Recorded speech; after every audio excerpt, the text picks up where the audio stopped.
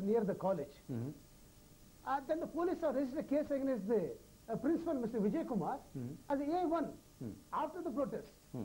Not before the protest. Not before the protest. Right. So he has the book. The section has been changed into. So something clearly seems to be fishy over here. There seems to be a clear attempt on either parts, on the part of the cops as well as on the part of the college authorities, to basically hush up the whole matter, because somewhere they want to salvage the reputation of the college, stating that it's a great reputed educational institution and obviously nothing like this can happen in our premises. We'll discuss it further. We'll also open the telephone lines for you. In fact, the numbers are reflecting on our screens. All you have to do is give us a call and share your views. Right now, we'll slip into a short break. We'll see you on the other side. Stay tuned.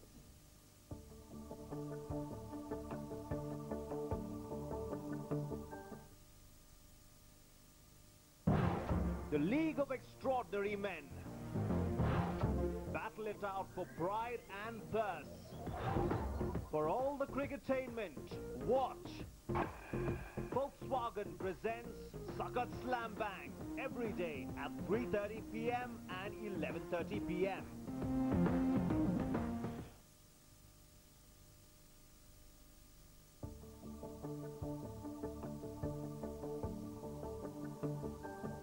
Welcome back. You're watching Newsline. The big question that we are asking: will delay in investigation process deny justice to Richard Loitam? You can share your views with Newsline. The numbers reflecting on your screen: 080-2236-0304 or 05. Otherwise, send us a text at 56006890. Joining us right now with the phone line is Mrs. Lobo, who wants to give her views. Very quickly, your thoughts, Mrs. Lobo. First of all, I would like to offer my deepest sympathy to the parents of Richard. Okay, as a mother, I cannot imagine what hell they must be going through, not knowing exactly what happened to their son. Right. Secondly, I would like to say hello to all these Northeast students. They add so much of color and culture to a place like Bangalore. And it is very sad that today they are feeling so frightened and insecure. Isn't it? I hope the police will take proper action and bring forth the exact cause for this boy. I mean, even if he was a drug addict, it was his personal problem. You cannot turn around and say that because he was a drug addict, somebody should come and punch him on the head. No, that's not right. It is for the parents to correct him. But I sincerely hope and pray that the concerned person will be caught and some punishment meted out. Thank you so much for sharing your views, Mrs. Lobo. Very clearly, obviously, as a mother, she is concerned. Any mother would be concerned, be it a drug addict or not. That doesn't give you a right to punch anybody on his face, is what she rightly put. And I'm sure all of you will also agree with that. And now also, specifically, now that the cops know that there was a brawl that happened that night in the hostel, why haven't they really acted on that, is the big question. Well, joining us right now is Richard's mom. Thank you so much, ma'am, for joining us. We know that it's a very, very unfortunate thing that happened to your son. What exactly was your experience once you got to know about this when you went to the college? When we reached, as soon as we reached Bangalore, we went straight to the police office, SP's office.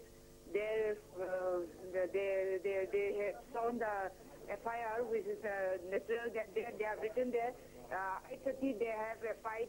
10:30 he went back to his room, and at 11:30 he got up to drink water. And next day on the 18th, 1:30 they found him dead. But after that, they took us to the hospital where he was kept in the morgue, that is in the cold storage. There we saw, when we saw his face, I was shocked that his face could not be made out. It was all blotted and there was all blood from his face, eyebrows. Then there was severe bleeding from nose and mouth. And then we have waited that day. It was already late that day when we reached Bangalore, since our flight was late.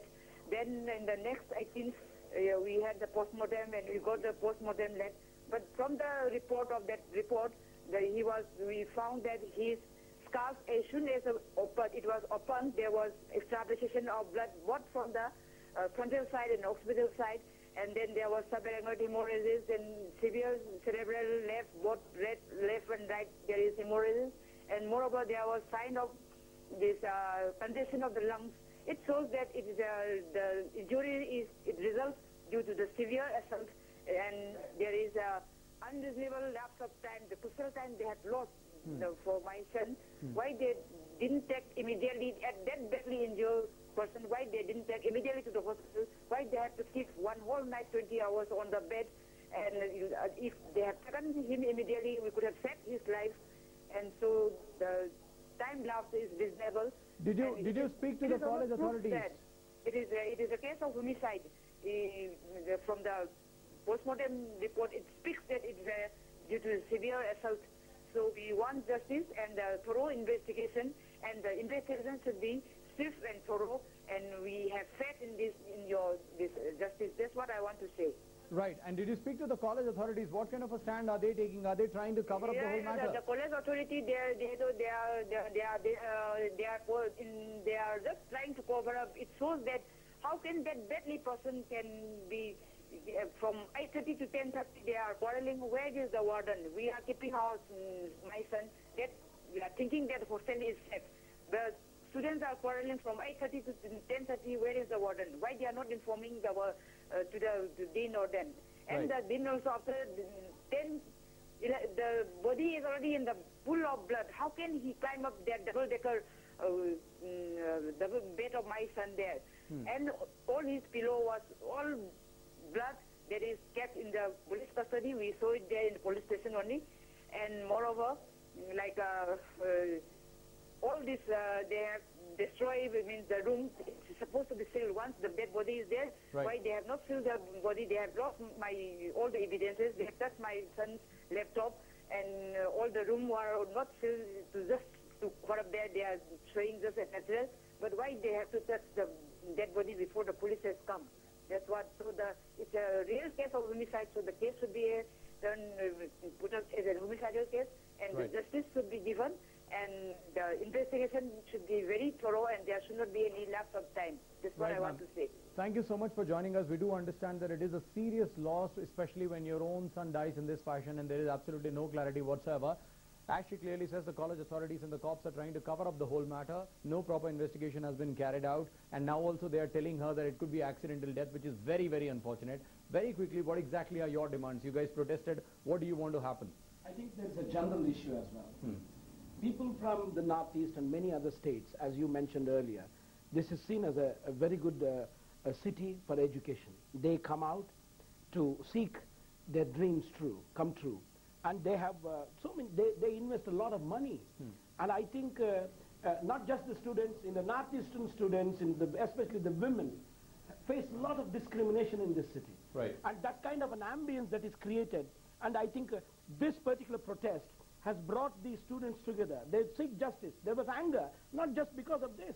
There are many other issues. You know, for example, one issue came up a few days ago. A Mizo girl who's Unfortunately, we are running short of time, sir. We cannot discuss about other issues. Very quickly, I would want to figure out from you, what do you expect in this particular issue, and what is the kind of time frame that you have given yourselves and the cops? Yeah, we want justice.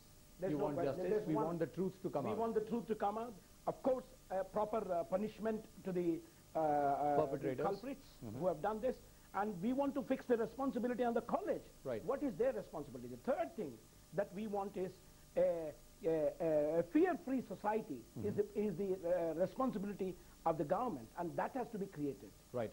On that note, thank you so much for joining us, Mr. Jagadish. Mr. Murthy, thank you so much. I believe you share similar views with him and Monica. We unfortunately don't have much time, but of course we also hope and pray that justice is delivered at the earliest. It's time for the cops to wake up in the city and figure out what exactly went wrong with Richard. And also from the college's perspective, I think all educational institutions need to be a bit more responsible. It's not only about taking the fee, it's also about making sure that you provide a safe environment for all your students. Thank you so much for watching.